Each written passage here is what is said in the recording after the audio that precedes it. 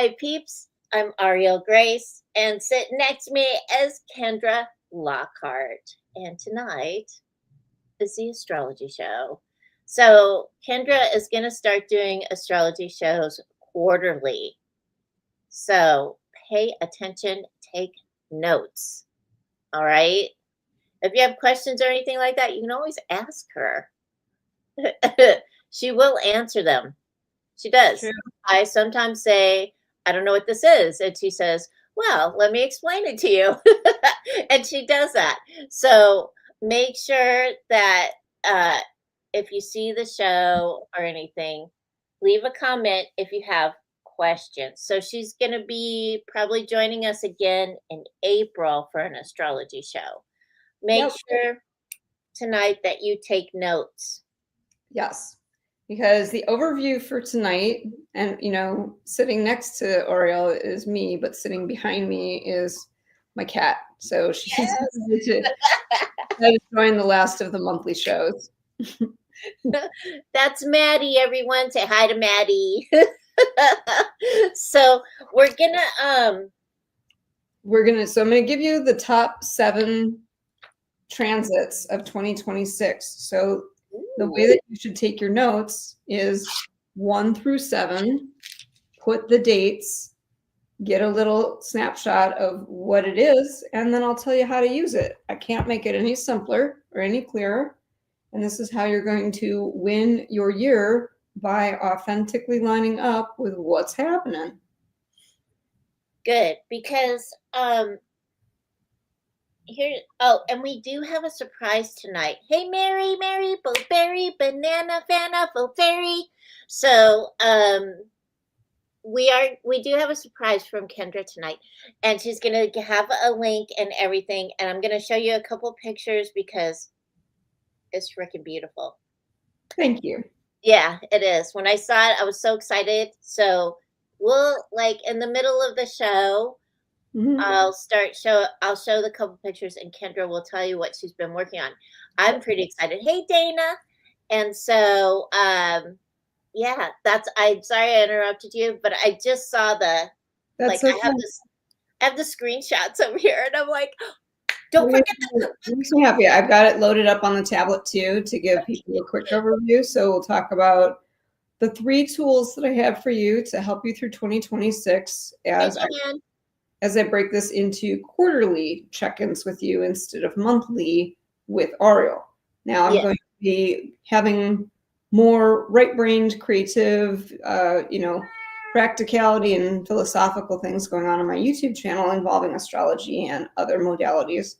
And what is your YouTube channel called? It's called Know Yourself Well. Hi, Maddie.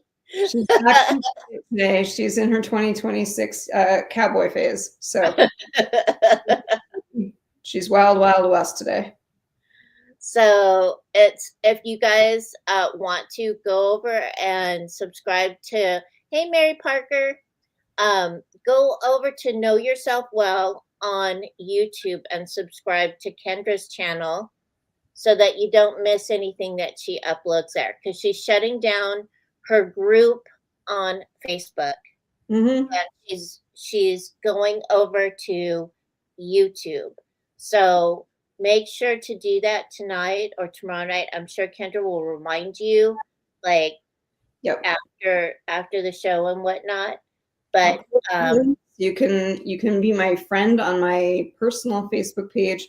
Shutting down the group because it requires 2 memberships. You have to join Facebook and then you have to join a group. And if it's on YouTube, anybody can find me at any time. You don't need these. You don't need to give up your data.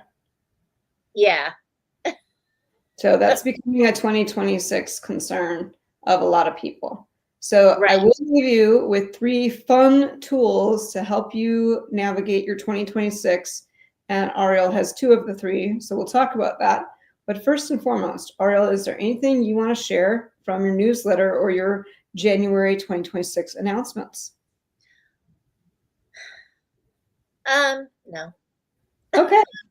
I think I'm good this week. I might have a book for sale this week, and it'll start Thursday, and I don't know which one. So something's going up on Thursday. I'll share it across social media. I don't remember what it is. But I do want to thank everyone. Like, December book sales were incredible. So, yeah, and if you want, you can view and purchase the books on my website, aurielgrace.net, or you can go to Amazon and just look me up, Auriel Grace, and the bookstore will show up. So if you have Kindle Unlimited, you can read the books. Hey, Iris! And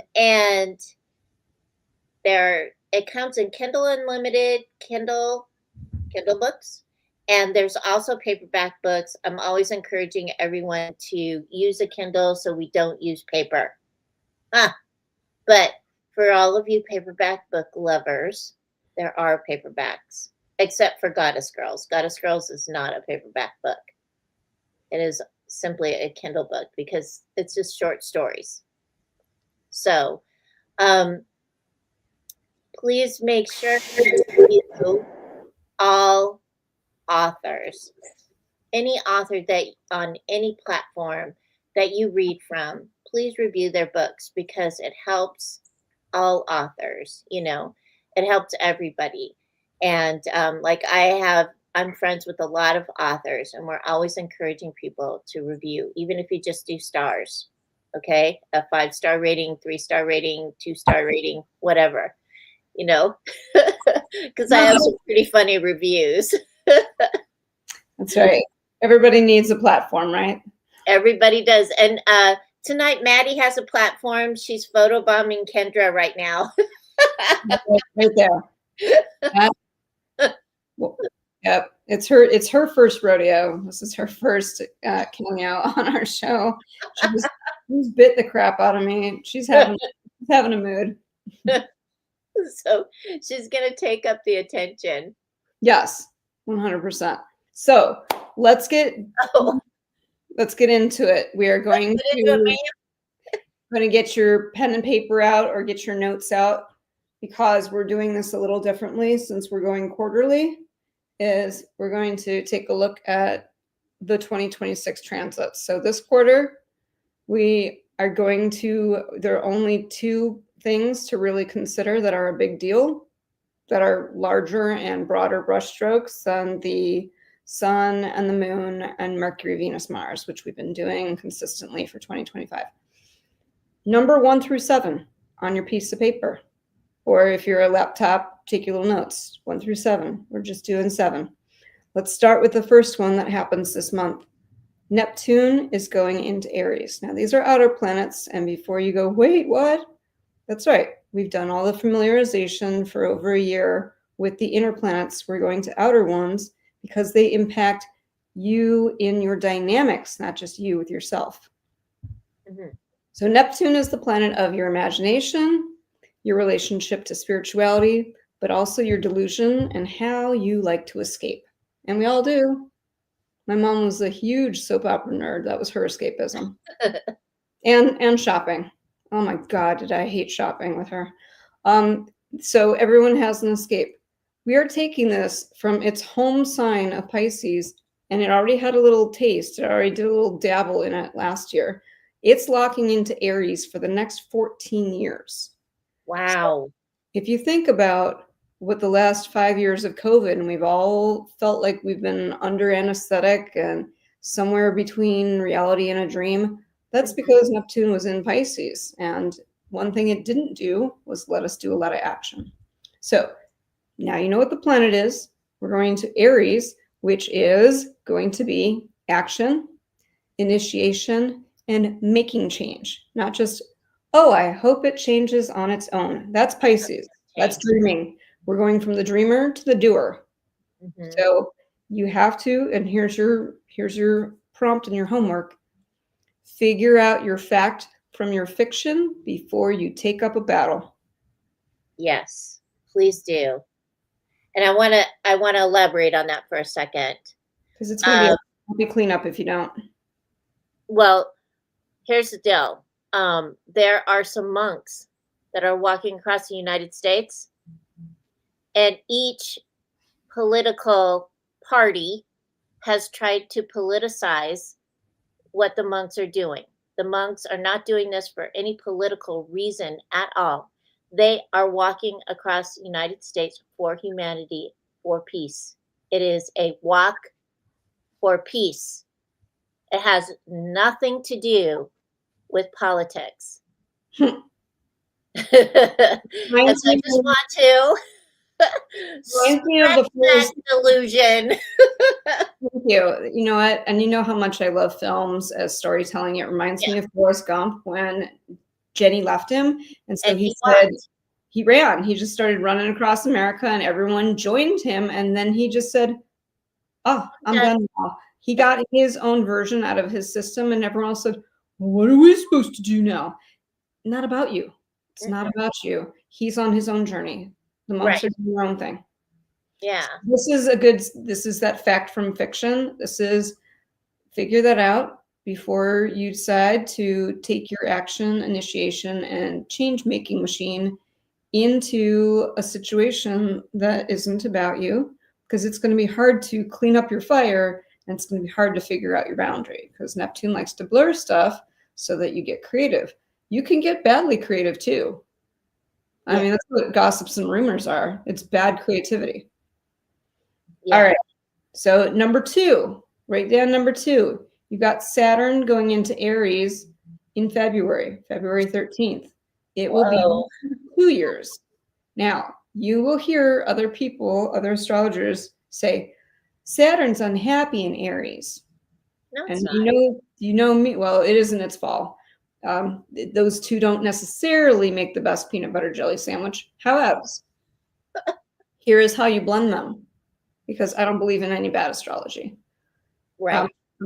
For example, Obama and I both have Jupiter in Capricorn. We're really good at being business. People will say Jupiter hates Capricorn. Capricorn is so disciplined and Jupiter loves a party. Well, I love to party through business. There you go. So does he. It works out. So the way you're going to blend these is you're going to learn your lessons instead of repeat your mistakes. So all that impulse and friction that Aries likes so much, and all that discipline and wisdom that Saturn likes so much, you're going to use that steam wisely. You're going to push this into wisdom. Instead of just knowledge, you're going to go, oh, I had to learn through experience. I had to touch the hot stove. I couldn't just memorize that stoves are hot. Had to go through it. And instead of doing it 12,000 more times, hoping it will go a different way, I decided to get wise. Right. So all of your spontaneity and all of your reactions, all your knee jerks and everything, put some guardrails on it. You know, like one of my favorite expressions is fail forward, you know, go down, move, get up a little further ahead from where you plopped. Don't just keep like standing up and in the same spot, because that's the beauty of Saturn going in Aries, and it's going to be 2 years of that. So I'm looking forward to how everyone is going to come on the other end of it than what they're going into. And I've got some really beautiful kids in my life who are at some interesting ages. So I'm really looking forward to the internal revolution they're going to have with this. Now, I have an Aries moon. So you're going to have Saturn coming across it at some point. So guess what that's going to do? That's probably going to refine your intuition. Okay. That's what I wanted to know. So, because like refinement is great. Wisdom is great. And taking what you've learned intuitively or any part of your life, through any part of your life, and using it, you know, instead of going, use your wisdom. Use what you've learned. It's a tool. Mine's going to go across my Mercury at some point, and I'm looking forward to that because it's probably going to clean up some of my writing ideas. Instead of quantity, I'll probably get quality. And that's when people will really start to resonate with the things that I make and publish. Mm-hmm. All right, number 3. Uranus. This is the third one that dipped its toes in last year, came back out because of retrogrades. We move a little faster than these outside planets. But here we go. locking in for multiple years is going to be Uranus and Gemini. Now, Uranus is an outer planet that takes us, not just you, takes the society through waves of progress and innovation and a little bit of chaos because you're moving from familiar to unfamiliar. Where it's going to hit in the sign of Gemini is going to be media. It's going to impact, yes, your Facebook and your relationships to having fun socially. It's also going to impact journalism. You're going to have to get you're going to have to handle the wobble until we figure it out with how it's going to change how we get our news. And you're already seeing the number of AI videos that are just straight up fake. It's already happening as far as we're getting chaotic and messy with it until we clean it up. It's not the same as Pluto where we break it down and purify it into a better element. This is more like, we're so bad at this. We're going to play guitar badly until we learn a song. We're going to try something new. It's going to be unfamiliar until it's locked into familiarity. That's why Uranus is the planet outside of Saturn. It's next. It's what happens once you've contained everything and gotten your structure and your discipline, your guardrails. Great. Now you can handle some weird. What I want you to do is consider that this is an opportunity for you to challenge your own norms around news and around playing around on social medias. And I want you to consider, since this is an opportunity around Gemini, which loves communication so much, where are you censoring yourself and other people? Where are you so bad at sitting with a little bit of discomfort that you won't let other people speak, including yourself? Right. Because this is going to be years. This is going to be like a slow cook. It's like a crock pot. Isn't it going to be like 10 years? Uranus, depending on how many retrogrades we have, can be a lot. It's an outer planet, so plan for at least a decade. Yeah, because that's what I thought. I thought it was about 10 years that it's going to be happening. Yep. And again, we come out of it really changed. Now, the last time Uranus was in Gemini, we had problems with censorship. The big one was the Civil War. Is one person said, I believe in this. The other said, well, I believe in that. They didn't talk it out. No. And they tried to censor each other through violence. Yeah. So that's a macro thing. And that's one of it's more than just Uranus and Gemini. I'm not going to give you a TED talk on it, but that's one of the 4 awakenings in America. There were so many other things at play at the same time. You can't just take a cake and pick out this one like Uranus ingredient. I'm doing that right now to help you focus on what to do with yourself while you're in waves of society. You're going to have to check yourself, handle a little bit of discomfort when someone says something that's uncomfortable for you, or you didn't necessarily want to hear it. How many times have you heard something you didn't want to hear and it worked out well? Or you figured out, I don't like the delivery, I'm going to give them one more chance. I still don't like the delivery, I'm leaving the room, instead of trying to shut them down. This is going to be, 2026 is grow up year. It's a 1 year and everyone wants to be a baby about it. No. Nope.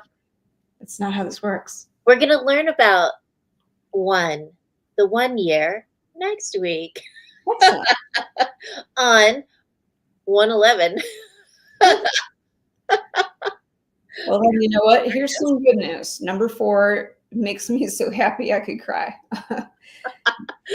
Number 4 is Chiron, the planet of your... Yeah, Chiron. It's your formative wound. It's the one that gets you somewhere in childhood to early adulthood, and you're born with it, but you don't know when it's going to get activated.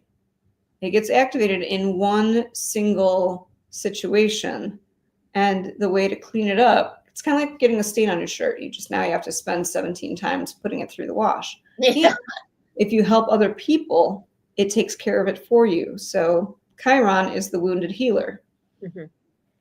It's finally leaving Aries, and it's going to be there for, excuse me. Okay. So Chiron is the wounded healer, and it is going to spend a couple months before things change again. in the sign of Taurus. It is leaving Aries. The reason why it's so hard for Chiron to be in Aries is because Aries is the child of the zodiac. Children don't really know what to do with pain. Now, I could argue there are plenty of adults who don't know what to do with pain, but they're busy being children. That's all. They just don't have, they have not regulated their nervous system. They have decided one reaction ruins everything they've built. And that's why people with no emotional intelligence are not my cup of tea. They will destroy a relationship, they'll destroy a job, they'll destroy everything they've been building. It's, it's not even funny to watch. No, it's sad. With Chiron going into Taurus, you are going to have issues with your versions of stability and resources, whether that is money or food or love or work. Whatever you think is your big thumb-sucking pacifier, security blanket, mine, your possessiveness and your stability are going to get rocked a little bit to pressure test you and see where your wound is. Right. Now you could have two things. You can either have a fit about it and act like a victim and say things are being done to you and poor me. Yeah. Or you can go, hey, this pressure test is showing me where I need to do a little patchwork and where I need to do a little mind work and I need to do a little emotional training and I need to do a little physical regulation so that I don't have all this anxiety or all this depression, because it's not that bad. Chiron is not here. Chiron is not this horrible monster. Chiron is simply, can you change your perception of something? Can you take what hurt and turn it into power? And one of the ways that I explain that is my Chiron is in Aries at the 11th degree. I had something really not great happen when I was 11, and I didn't have the tools to deal with it. Now I could carry that through the rest of my life, where I could be scared and have monsters in the closet jumping out every time something similar happened, or I turned into somebody who is incredibly protective of other people who aren't as aware when the same thing is happening to them. I have made sure, almost like a shield, almost like how Superman takes his cape and he uses it to like block the bullets from the plane. I do that for a lot of people between the age of 10 to 20 so that their childhood doesn't have a big crack in it that you can't patch up. You can only rinse it over and over again or help other people and let it turn you into, a superhero with it. Yeah. And feeling, by the way, hi, Kim. Feeling sorry for yourself doesn't help you. It takes you out of presence. It takes you away from yourself. Mm-hmm. Yep. It gives you your false identity. Right. And you don't want to have a false identity. You want to be yourself. So during this time period, you want to be present. I know some of you are like, I don't like being present because I don't like my life. Well, it doesn't get better by ignoring it. Yeah, the laundry doesn't do itself. The dishes don't wash themselves. Hey, we've all been there. And if you really think about it, since none of us are, 20 something, as far as I know, you probably tried that, and running away or sticking your head in the sand or resisting or, being stubborn. Mm-hmm. It didn't change anything. It just made it longer. It just made it longer. I went through 7 years of avoiding a part of my life I didn't like when I was in my 20s. Learned. It's not how you make it happier. Nope. So please don't take yourself out of presence. Stay present. Even if you don't like it, be present, because when you're present, you have the opportunity to make those clear decisions, strategies, and be able to get you from the place that you don't like to a place that you do like. And yes, it may take time, but that's okay. Yeah. It is okay. Okay. So now you know what to do with Chiron. It's your opportunity. Here's the homework. And please write this in capital letters or put a big star next to it. The way that you're going to win with Chiron, find the right healers. counselors, mentors, and therapists to help you get unbreakable so that you don't fall back into your false self. The Right. false self of like, I need to be the jerk. I need to be the bad guy. I need to be the victim. I need to be the sob story. I need to be the what's the point? I'm the quitter. All of those false selves that you were never designed to be. Right. So if you're too busy hanging out with the friend who has pretty crappy advice for all this, Chiron's going to kick your butt.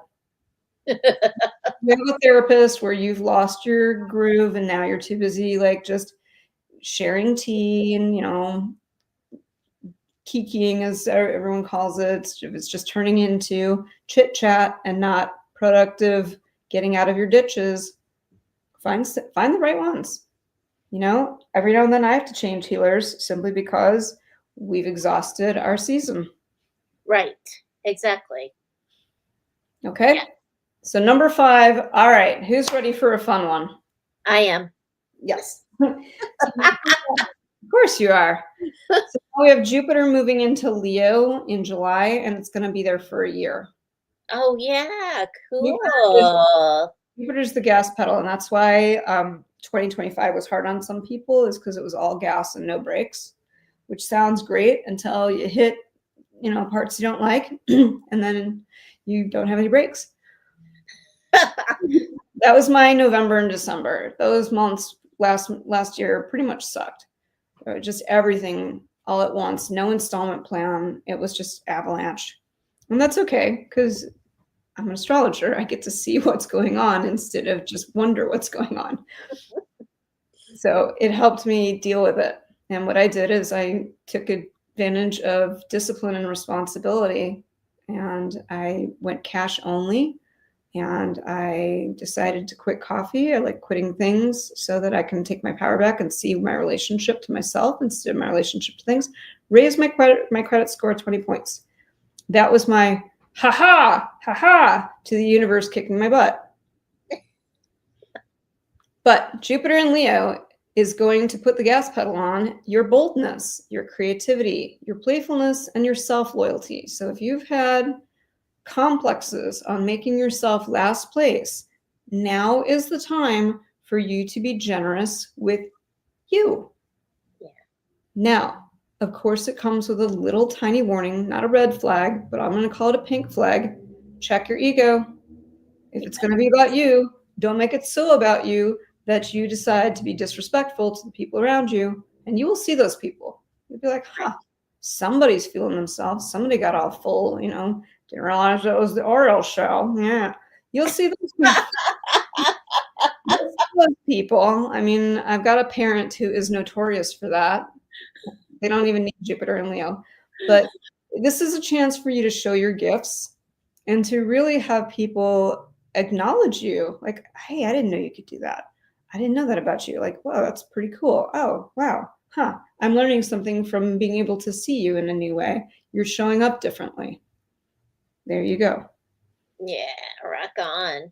Yes. Now, number 6 is neither nor. It is a blank page for you to figure out if you're going to love it or hate it. Uh-oh. Right. Number 6. Do we know what the nodes are? We might. Oh. Might know what they are. Explain the nodes. We might know what the nodes are, and we might not. Let's explain them.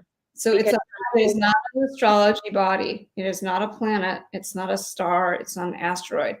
It is a mathematical point in relationship to the Earth and Moon. Mm-hmm. Okay?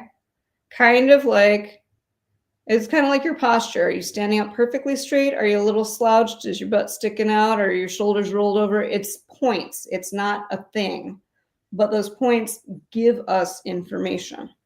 Mm-hmm. So every 18 months, the lunar nodes, those math points, click and shift almost like a clock, and they go into a different axis of signs. I was super happy 2.5 years ago when the axis was Aries eclipses and Libra eclipses. I was rocking out. I was having the time of my life. Then these last 18 months, they've been in Virgo and Pisces. And as a Pisces, I thought, Wow, I bet I'm going to get an A+ on this exam. No, very difficult. That sucked. Sorry, it did. This March, I had to block, and she was watching this show. You guys ready to be in a time machine with me? Last March, she was watching the show, and I used an example of my mother to illustrate part of the eclipse. And my aunt watched it, and she tried to shame me like I was a little girl and then tell me, don't worry, I won't tell your mother what you said about her on that show. I didn't say anything. I just used a I don't remember you saying it. example. So last Pisces eclipse last year, I had to block my 83-year-old aunt, who's my mom's best friend. Like, how embarrassing for them, and how upsetting for me to have to be the adult with an 83-year-old. I hated it. And you know what's worse? Sorry, Ready Kendra. for the fun part? I had to call her daughter, my cousin, who's a family psychologist, on how to do it. So if you know me, I would have told you how to block her. if you know me, I'm an only child. I'm a military kid. We do not like it when problems multiply and spread through community. We don't. To have to call my cousin, the family clinical psychotherapist, and go, I got a doozy, and you're the only person who can help, and it's about your mom. She was a rock star. So I learned a lot of lessons on a Pisces eclipse, thinking I was going to get an A+. So here is my lesson to you. This year, they changed from the Pisces Virgo into the Aquarius and Leo axis. The themes are going to be about your individuality versus your blending into the collective. You're going to have a few challenges and a few peekaboos and blind spots on how humble and how prideful you think you are and aren't. Okay? So as we go through the year in the quarters, we don't have to worry about any eclipses too big or bad, because some of them are still going to be in the old signs. You've had 3 cycles of them. It's 3 cycles, every 6 months. And then they start to overlap and shift over. What does that look like? You'll have a solar eclipse in Aquarius season. Big deal. You'll have a lunar eclipse back in Virgo in March. We already know what this is like. You'll have a solar eclipse in August in Leo. That's the one we're all going to talk about. August. That's going to be interesting. August is when we're going to in Leo. Wow. We're going to have a talk. We're going to have a big old talk about that one in August. That'll be fun. Not for everybody. Okay. There's only a couple people who are going to get the crown knocked off their head. Wow, that'd be neat. Okay, let's do And that. then we'll have a lunar eclipse in Pisces also in August, and then everything will completely shift over into the new set of nodes and zodiac axis. There you go. And then number 7. Let's do number 7. Let's end it on an easy one where if you can't tie your shoe, I don't know what to tell you. I am not a physicist. I cannot split atoms for you. This is the easiest of them all. Okay? And it happens in Libra and Scorpio season. Venus is going retrograde. Really? The homework is easy. You're going to have to clean up your codependence, and you're going to have to clean up your jealousy. Oh, boy. What do you mean, oh, boy? That's easy. I know. Yeah, I know. That's I know what it's I'm easy. worried about. I'm like, make that one first. Let me get the Yeah, it'll be easy. It will. Yeah, because the thing is we're also going to talk about what codependence really is. What is codependence? Can you let me know what that is? Yeah. Codependence is making other people responsible for your unmet needs. It's blaming others before anything happened that they owe you. Yeah. Now, people will be like, no. Codependent is when you're a people pleaser. Codependent is when you do nice things and nobody says thank you. Codependence is your unmet needs of being told you're good, or thank you so much, or I appreciate you, or I would do the same for you. You've made that my problem without telling me it and without working on your own unmet needs. Right. I don't have unmet needs with other people. That's why it's really hard to offend me. And so and I want people to understand what codependence is, because uh, as I was writing the as I'm writing the love book. Oh, now I know why you asked the question. Yeah, there's a lot of stuff in the love book, but a lot of people think that codependence is that it is not receiving thanks or whatever, but codependence is it is actually you not meeting unmet needs. And so please make sure that you know we don't if we're going to do something, just like at Christmas time, I always give gifts at Christmas time. Why? Because people are open to receive gifts. I usually send gifts all year long to people, but there are some people that I will only send at Christmas time because they'll receive the gifts. Now, when you send a gift, or when you give advice, or when you give, if you don't expect anything, that's good. Give unconditionally. You do not need a back, your back padded. You don't need anything like that. Just give, because when you give and you just give that energy, whatever it is, It's yes, and the you see. attachment is helpful, but more importantly, this is your opportunity at the end of the year. If you don't know what your unmet needs are, that's your first starting point. And you Because need to find out what they are. if you look at love, if you look at most people like, I love him, they don't even know what need they're trying to get out of that person, and that person doesn't either. And I will share this because, Auriel, because you bring up the next month is love month. We'll go into this more at it later in the year. We'll spend more time on this. This is a big overview, but the most important part about codependence and the unmet needs thing, when I was younger, I had somebody obsessed with me. And that's very aggressive. Obsession is a very aggressive thing. Making someone else responsible for your unmet needs is incredibly aggressive. Now, you try and soften it by being popular, a people pleaser, or a giver, and pretend you don't want anything back. You're attached because you don't know what your unmet needs are. I needed kindness growing up. I don't know what this guy needed. I guess he needed attention, but it got pretty unhinged. I mean, to this day, the reason why I don't go back to certain class reunions is that was the whole junior high. That was Had front row seats to this dynamic. scary. It was scary. And I also, unmet need, didn't have any protection or support from the adults. So guess how serious I am about meeting my own needs of protection and support. Long story. If you really want an excellent resource on codependence, go check a woman's channel on YouTube called The Crappy Childhood Fairy. She's Great. She is the most brilliant person I can find in the galaxy on what codependence is or what obsessive attraction is, because at the end of the day, you're not looking at your own unmet needs. Right. All right, that turned into a big old lesson. Well, because I just think they're writing a book on like unmet needs. Right.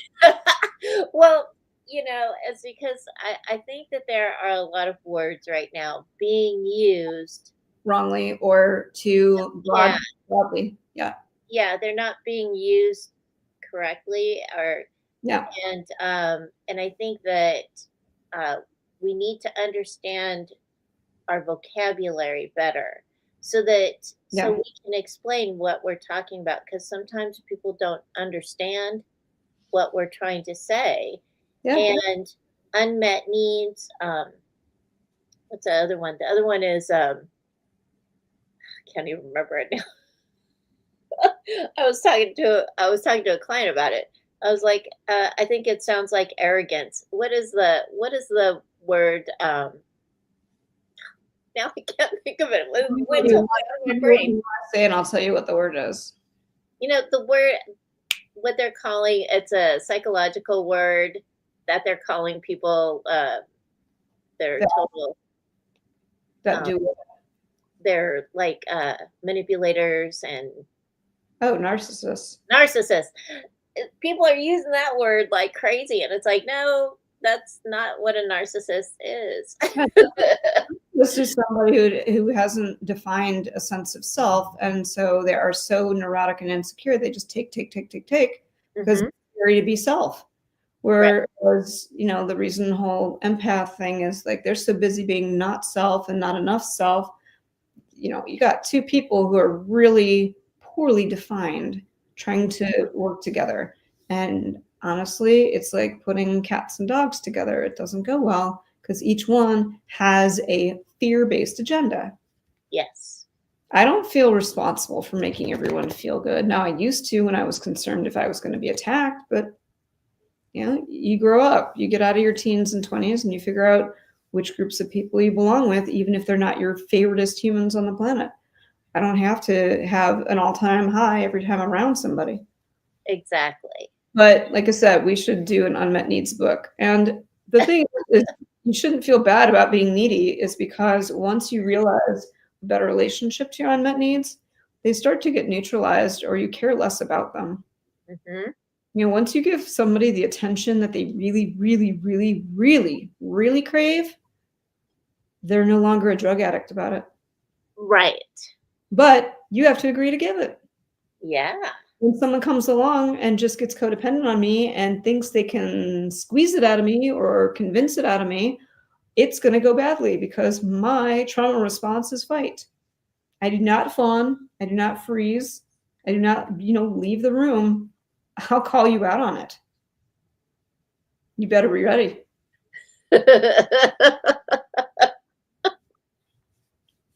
Yep.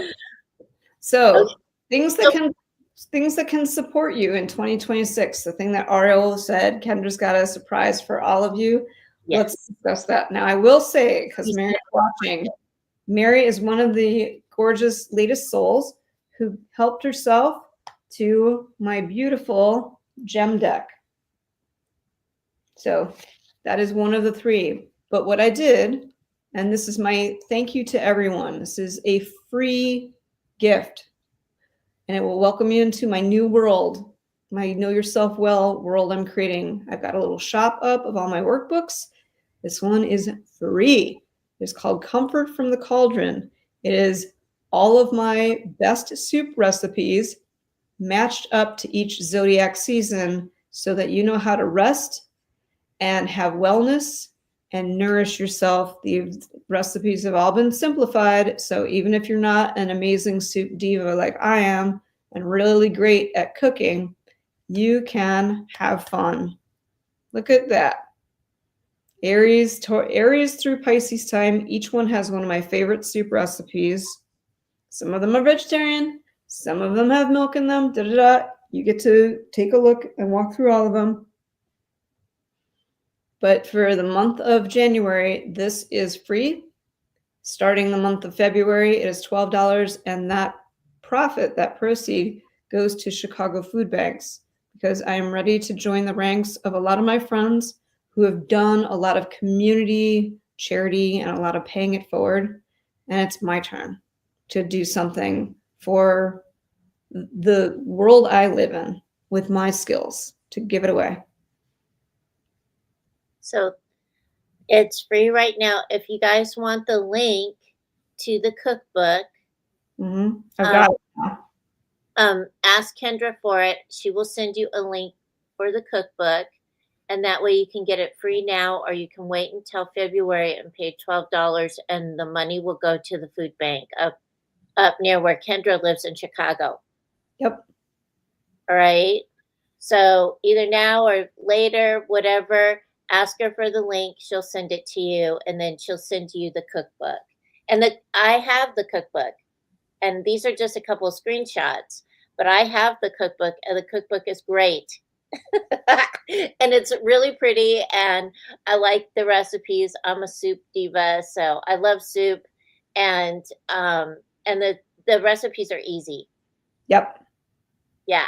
So you don't have to worry like, "Oh Yep. gosh, I'm not a chef." I No, am not a chef. you're not going off to cordon bleu. You're not Julia Child. This isn't a French tutorial, No. but it tastes pretty good. You'll be surprised. Yeah. I've got my So, neighbors that I've been, gifting the scratch tests all along. So what I'm going to do is, if I can figure this out. oh, see, there it is. All right. So since I can get this all set up, let's do this. You get a little, I'm going to change this real quick. So here's the run through. I've got my little intro to you where I'm funny. Then I've got my overview of the recipes. I've got you prepping in the kitchen. I got, why are we doing this? Because we're honoring cycles. That's what living authentically is working with the zodiac. Here's the Aries with the tomato basil.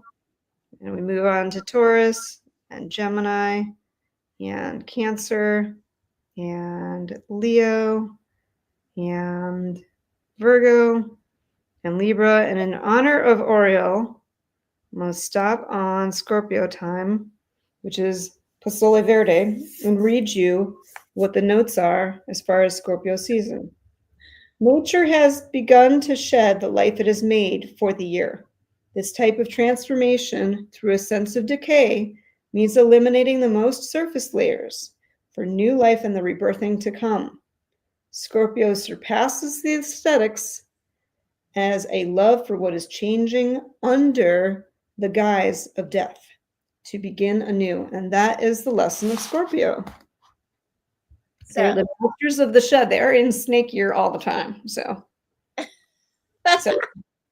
and then the way I finish up the cookbook is, and this is important because I don't know if y'all know who Abraham Maslow is, the modern psychology pioneer. He said, a first-rate soup is more creative than a second-rate painting. yeah, I agree. I agree. I'm a soup diva. And then my last page is with love. And this all goes back to when I moved to New York. And on New Year's Eve, I had nowhere to go. And I gave somebody who had to work a shift some of my famous chicken noodle soup. And it began a beautiful, beautiful friendship that turned into a dinner club with his friends, which has turned into an open invitation to stay at their place whenever I need to, when I'm in the neighborhood. Like, I'm telling you, soup takes you places. It's not just for your belly. Yeah, it does. So, you make lots of good friends. yes, and when you get through 2026, if you have not ever looked at The Artist's Way, this is a great book for you to use on a 1 year. So this is a spiritual path to higher creativity. It will change you from being somebody who likes to make things, and it'll convert you into an on-demand creator for your life, for your love, for your work, for your health, for your wealth, whatever you want. This is an international bestseller, and a bunch of us get together every year and we review it together. This is fun and it's easy, and it's written by the woman who used to be the wife of Martin Scorsese. So she knows how to play big as a creative.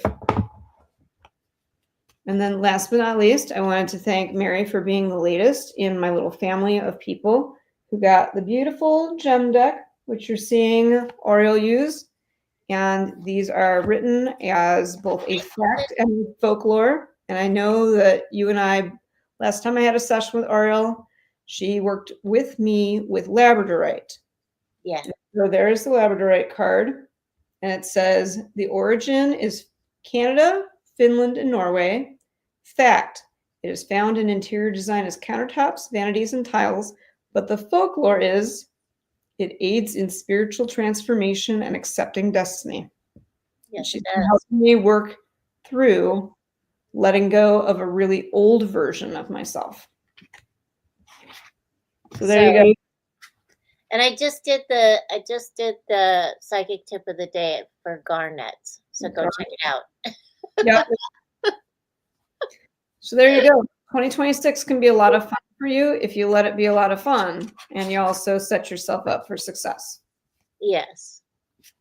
It is gonna I do actually feel like it's gonna be an interesting year. And so next week we're gonna be talking about 11, and 111. And we're gonna see like where it goes, because numerology is fun. It is. Yeah. All right. So that's our first show of the year. Thank you all for joining us. And remember to stay safe, drink clove tea, and keep your heart open and aligned with the energy of love. We'll see you next year. Bye.